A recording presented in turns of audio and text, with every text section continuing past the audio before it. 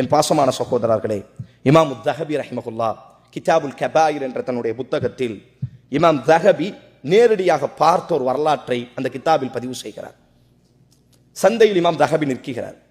நின்று கொண்டிருக்கக்கூடிய நேரம் ஒரு திடீரென்று ஒரு சப்தம், மன் ரஆனி ஃபலா யظ்லிமன்னா அஹதா, உலகமே என்னை காணுங்கள், யாருக்கும் அநீதம் செய்யாதீர்கள். மன் ரஆனி, என்னை காணுங்கள், ஃபலா யظ்லிமன்னா அஹதா, யாருக்கும் அநீதம் செய்யாதீர்கள், யாருக்கும் தீங்கு செய்யாதீர்கள், யாரினுடைய உரிமைகளையும் பறிக்காதீர்கள்.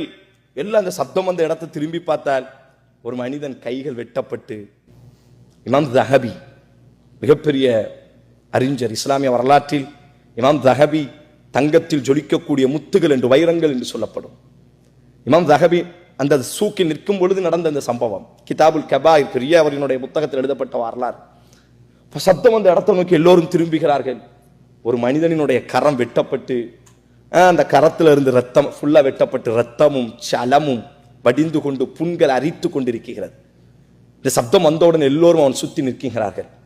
ஒரு தைரியத்தில் நாம் இருக்கிறோம், நாம் பாவம் செய்து விட்டோம், யாரும் நம்மை காணவில்லை என்ற ஒரு தைரியத்தில், நாம் அநீதம் செய்கிறோம், யாரும் நம்மை கண்காணிக்கவில்லை என்ற ஒரு தைரியத்தில், சனஸ்தத்ரிஜுஹும் மின் ஹைஸு லா யஅலமூன், அல்லாஹ் அவர்களை பிடிப்பான் சன்னமாக, ஆனால் அவர்களுக்கு அது தெரியாது. அல்லாஹ் சொல்கிறார்.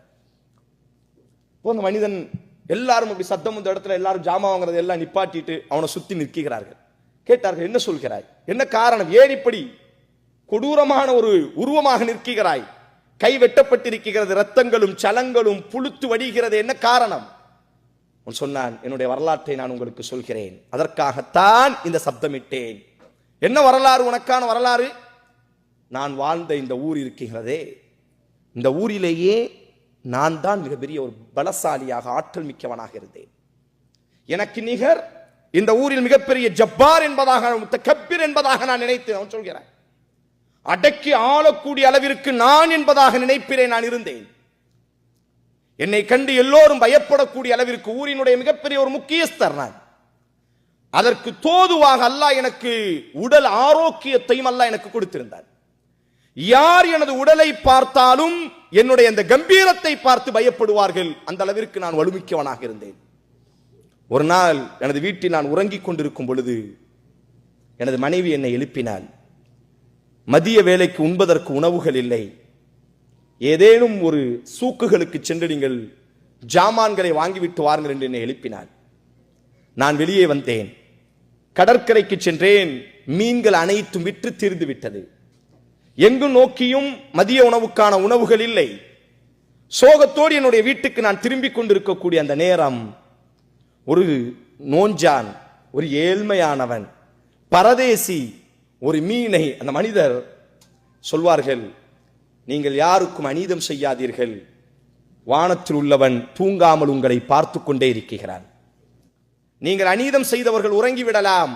தௌபாவினுடைய ஆக கடைசி ஒரு நிபந்தனை, நாம் யாருக்கு அநீதம் செய்தோமோ அவர்களிடத்திலே போய் நாம் சரணடைய வேண்டும்.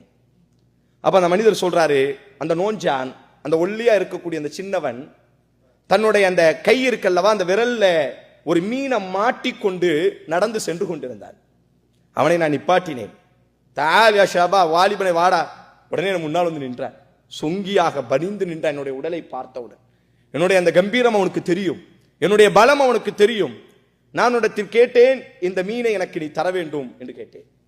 அப்பொழுது அவன் சொன்னான், கடற்கரையில் மீன்களை கப்பலில் இருந்து பாய்மர கப்பலில் இருந்து இறக்கியதினால் எனக்கு கிடைத்த கூலி இது, எனக்கு கிடைத்த கூலி இது. என்னுடைய வீட்டிலே 4 குழந்தைகள் இருக்கிறார்கள், இதை கொண்டுத்தான் நான் சமைத்து சாப்பிட வேண்டும் என்று அவன் என்னிடத்திலே தன்னுடைய இயலாமையை சொன்ன பொழுது என்னுடைய பலத்தால் ஓங்கி அவனை ஒரு அடி அடித்தேன். அவன் கீழே விழுந்தான். அந்த மீனை அவன் கையில் இருந்து பிடுங்கிக் கொண்டு நான் எனது வீட்டுக்கு சென்றேன், சமைத்து சாப்பிட்டேன். அன்றைய இரவு அந்த விரலை சுட்டி காற்றார். என்னுடைய அந்த ஷஹாதாவினுடைய அந்த விரல்ல கொஞ்சம் வலி ஏற்பட்டது, நோவினை ஏற்பட்டது. உடனடியாக நான் மருத்துவரை போய் சந்தித்தேன். அவர் எனக்கு மருந்துகளை தந்தார். ஆனாலும் அந்த வலி நீங்கியதாக இல்லை.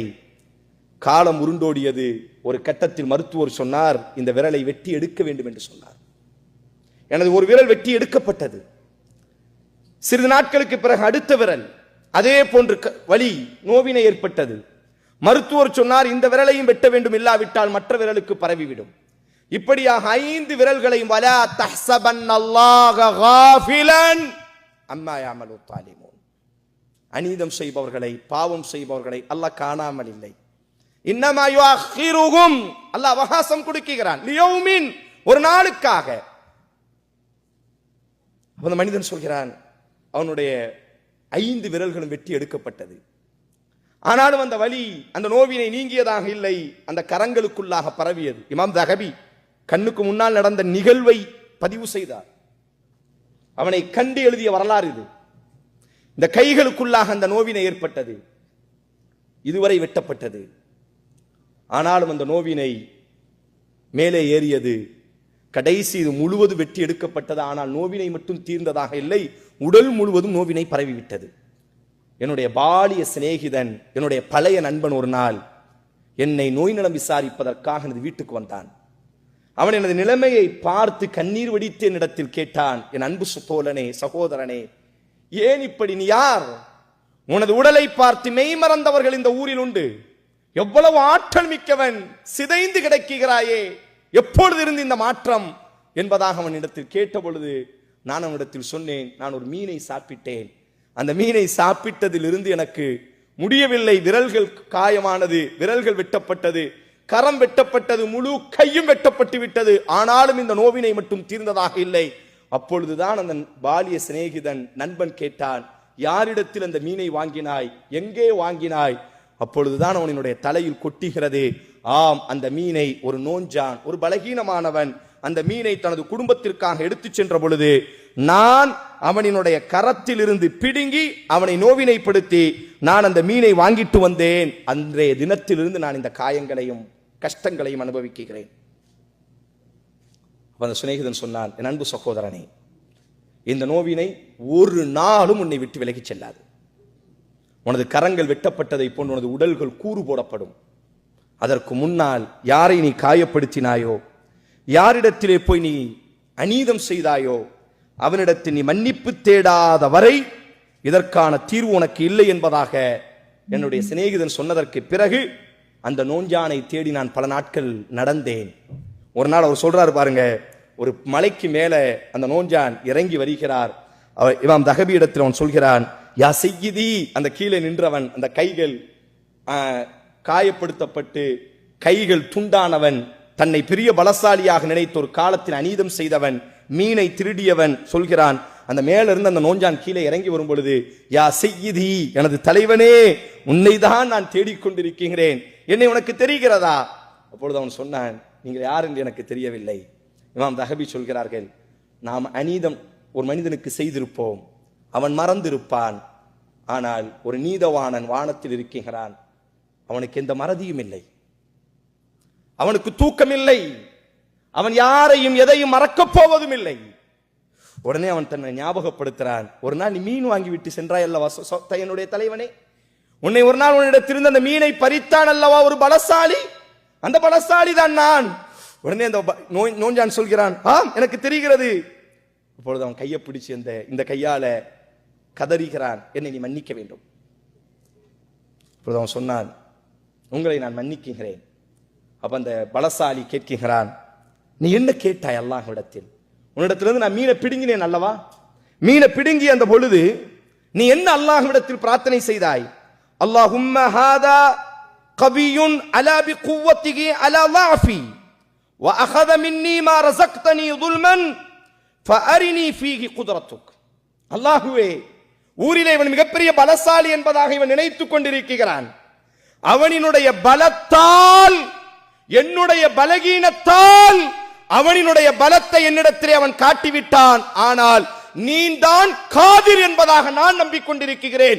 உன்னுடைய பலத்தை அவனிடத்திலே நான் காண வேண்டும்.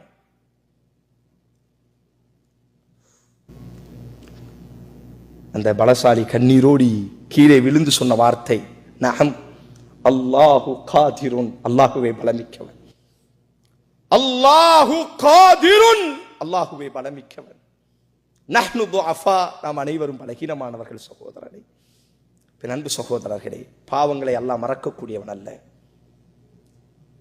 பாவங்களை அல்லாஹ் மறக்கக்கூடியவன் அல்ல.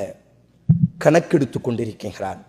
அல்லாஹுவின் பக்கம் மீள்வோம், அல்லாஹுவின் பக்கம் சரணடைவோம். யாருக்கேனும் நாங்கள் அநீதம் செய்திருந்தால் அவர்களினுடைய கரங்களை பிடித்து இந்த ரமதானினுடைய மாதத்திலேயே நம்மை நாம் பரிசுத்தப்படுத்திக் கொள்வோம். 2 வரலாறு என்று நான் ஞாபகப்படுத்தி இருந்தேன். இரண்டாவதாக ஒரு வரலாறை நான் சொல்லி என்னுடைய உரையை நான் நிறைவு செய்கிறேன். இரவு நேரங்களில் எப்பொழுதெல்லாம் நாம் அநீதம் செய்ய தோன்றுமோ, எப்பொழுதெல்லாம் இன்றைய சமூகம் பொருளாதாரத்தை நோக்கி ஓடக்கூடிய ஒரு சமூகத்தை நாம் இருக்கிறோம். உடன் பிறந்தவர்களுக்கு அநீதம் செய்யக்கூடிய ஒரு காலகட்டம். அல்லாஹுவை பேச்சிலே வைத்திருக்கிறோம், அல்லாஹுவை எழுத்தில் வைத்திருக்கிறோம், அல்லாஹுவை ஆடையில் வைத்திருக்கிறோம். அல்லாஹுவை நம்முடைய பெட்ரூமினுடைய வாழ்க்கையில் இல்லை சகோதரர்களே, அல்லாஹுவை நம்முடைய அந்தரங்கத்தில் இல்லை சகோதரர்களே. அல்லாஹ் பேசுவதற்கு அல்லாஹ் பயன்படுத்தப்படுகிறது, தர்க்கம் செய்வதற்கு அல்லாஹ் பயன்படுத்தப்படுகிறது, ஆம் விவாதம் செய்வதற்கு அல்லாஹ் பயன்படுத்தப்படுகிறது. நான் அநீதம் செய்தால் நிச்சயம் அல்லாஹ் என்னை பிடிப்பான் என்ற அந்த விஷயத்தில் மனிதன் லாவண்யமாக தன்னை மறந்து விடுகிறான். சக தோழர்களுக்கு நாம் அநீதம் செய்திருந்தால், நம்முடைய சக நண்பர்களுக்கு நாம் அநீதம் செய்திருந்தால், அல்லாஹ் அந்த தௌபாவினுடைய 4வது நிபந்தனை, மனிதர்களுக்கு மத்தியில் நடைபெற்ற அந்த பாவங்களுக்கு மனிதர்களிடத்தில் நீங்கள் மன்னிப்பை பெறாத வரை அல்லாஹ் உங்களை மன்னிக்க மாட்டான். எல்லோரையும் ஏமாற்றலாம், எல்லோரினுடைய கண்களையும் நாங்கள் திருடலாம், எல்லோரிடத்திலும் நம்முடைய நாவாற்றல்களால் தப்பித்துக் கொள்ளலாம். வானத்தில் ஒரு நீதிபதி இருக்கிறான், அஹ்கமுல் ஹாக்கிமீன், நீதிபதிகளுக்கெல்லாம் ஆக பெரிய ஒரு நீதிபதி, கணக்கெடுக்கக்கூடியவன். இன்னல்லாஹ ஸரீஉல் ஹிசாப், கணக்கெடுக்கக்கூடியவன், விரைவாக கணக்கெடுக்கக்கூடியவன் இருக்கிறான். அவனுக்கு முன்னால் நாம் நிப்பாட்டப்படுவதற்கு முன்பு, இந்த உடலில் இருந்து உயிர் பிரிவதற்கு முன்பாக, அல்லாஹுவே எங்கள் பாவங்களை நீ மன்னிப்பாயாக, நாங்கள் தெரிந்து செய்த எல்லா பாவங்களை நீ மன்னிப்பாயாக, நாங்கள் தெரியாமல் செய்த பாவங்களை நீ மன்னிப்பாயாக. அல்லாஹுவே நாங்கள் ஒத்துக்கொள்கிறோம், அபூலக பிதம்பி, ரசூல் ஸல்லல்லாஹு அலைஹி வஸல்லம் சய்யிதுல் இஸ்திக்ஃபார், என்னுடைய எல்லா பாவத்தை நான் ஒத்துக்கொள்கிறேன் யா அல்லாஹ். அபூ பின்அமத்திக அலை, நீ என் மீது செய்த அருள்கொடையையும் நான் ஒத்துக்கொள்கிறேன் யா அல்லாஹ். என்னுடைய பாவங்களை மன்னிப்பாயாக. நீ மன்னிக்காவிட்டால் எங்களை யா உமை யக்ஃபிரு ஸுனூப இல்லல்லாஹ், அல்லாஹ்வை தவிர உங்கள் பாவங்களை எவனால் மன்னிக்க முடியும் என்பதாக அல்லாஹ் கேட்கிறான். அப்ப அல்லாஹுவின் பக்கம் நாம் மீள்வோம். மீண்டதற்கு பிறகு அல்லாஹ் ரப்புல் ஆலமீன் ஒரு சுபிட்சமான வாழ்க்கையை இவ்வுலகத்திலும் நாளை மறு உலகத்திலும் அல்லாஹ் நமக்காக ஏற்பாடு செய்திருக்கிறான். அல்லாஹ் ரப்புல் ஆலமீன் உங்களையும் நம்மையும் மரணிப்பதற்கு முன்னால் பரிசுத்தவான்களாக அல்லாஹ் மரணிக்க வைக்கட்டும். எல்லா நேரமும் அல்லாஹ்விடத்தில் தௌபா செய்யக்கூடியவர்களாக, பாவங்கள் செய்தவுடன் அல்லாஹ்விடத்தில் மீளக்கூடியவர்களாக, ஒரு பாவத்தை செய்ததற்கு பிறகு அதே பாவத்தை திரும்பி செய்யாத அளவிற்கு அல்லாஹுவினுடைய பாதுகாப்போடி அல்லாஹ் இந்த உலகத்தில் உங்களையும் நம்மையும் வாழ வைக்கட்டும். வாஹிர் தஅவானா அல்ஹம்துலில்லாஹி ரப்பில் ஆலமீன். அஸ்ஸலாமு அலைக்கும் வரஹ்மத்துல்லாஹி.